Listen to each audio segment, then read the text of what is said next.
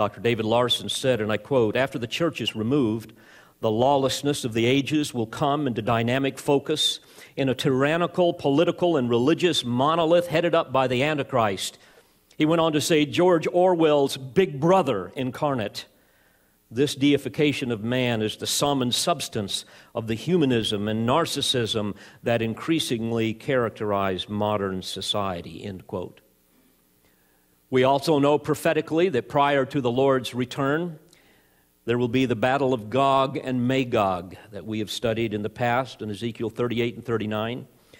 There will be a Russian-led coalition of primarily Muslim countries that will come down upon Israel, and that will include Iran, and certainly an Israeli preemptive strike could set that into motion very, very quickly. We know that according to the prophetic word, they will be utterly defeated on the mountains of Israel. The Jews will finally be able to get rid of the Dome of the Rock and build their temple in Jerusalem. In fact, today the Jews have everything in place to build and to furnish and to even operate the temple, to the great consternation of the Muslim world.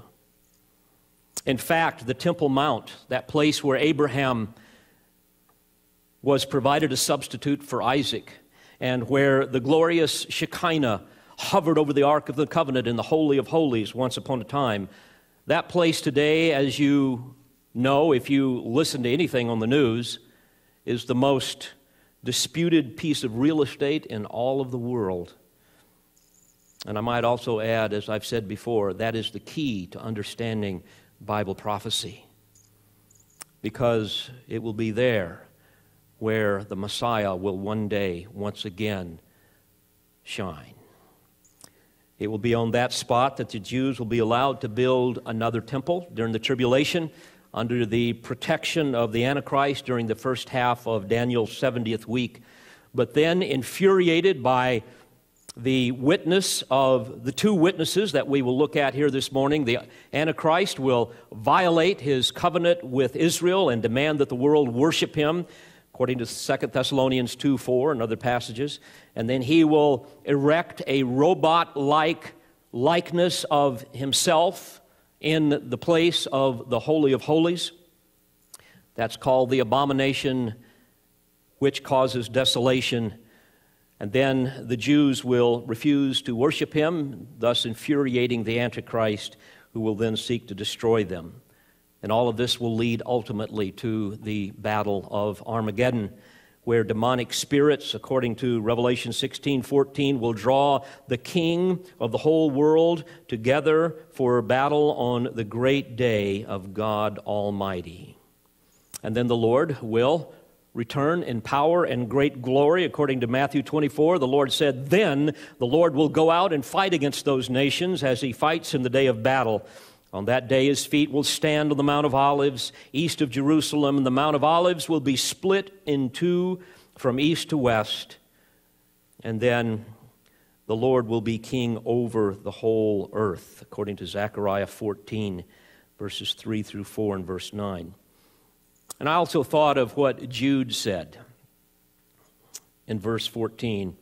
"Behold, the Lord came with many thousands of his holy ones, to execute judgment upon all, and to convict all the ungodly of all their ungodly deeds which they have done in an ungodly way, and of all the harsh things which ungodly sinners have spoken against him."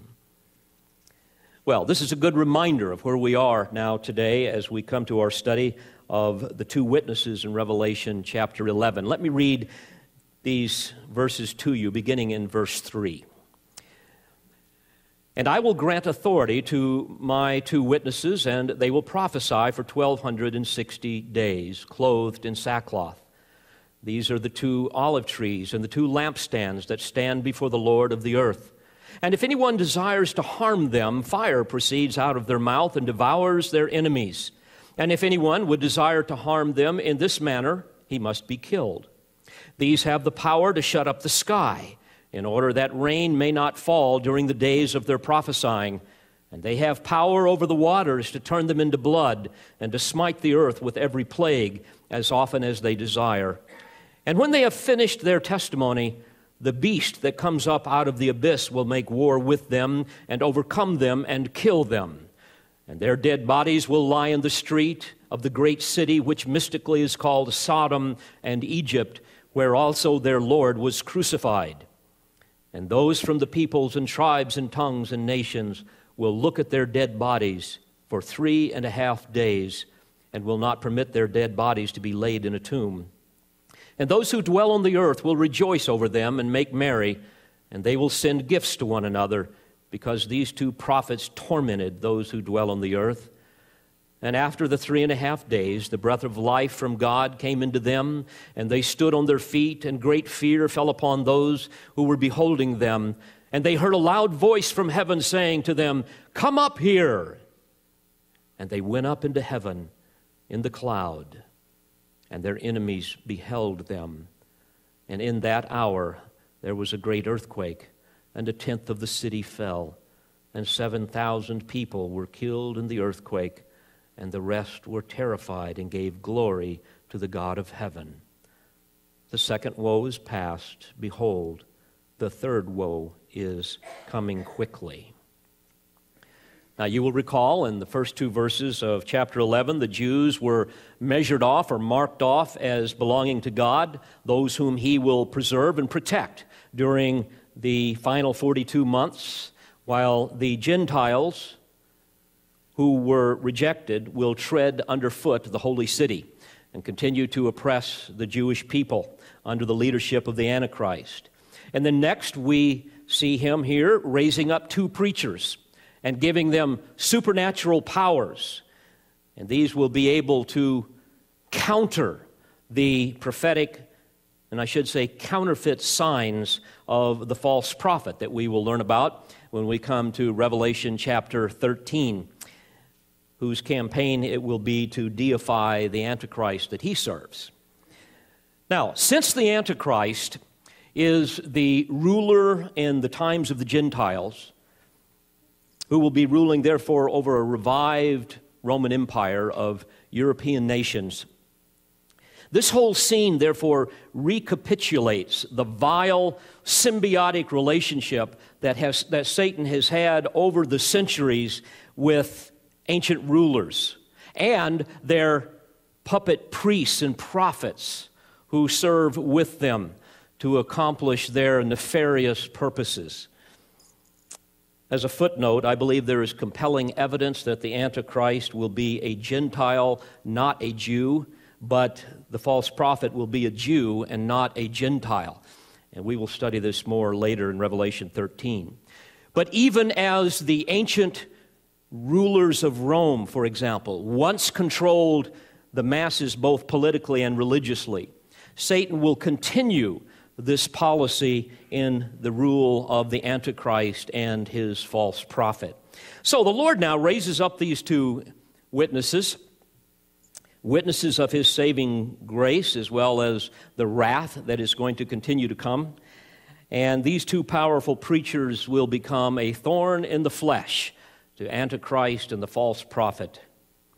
Now, we find 3 primary categories of revelation that I believe emerge from verses 3 through 14 that can help us understand more about these 2 witnesses.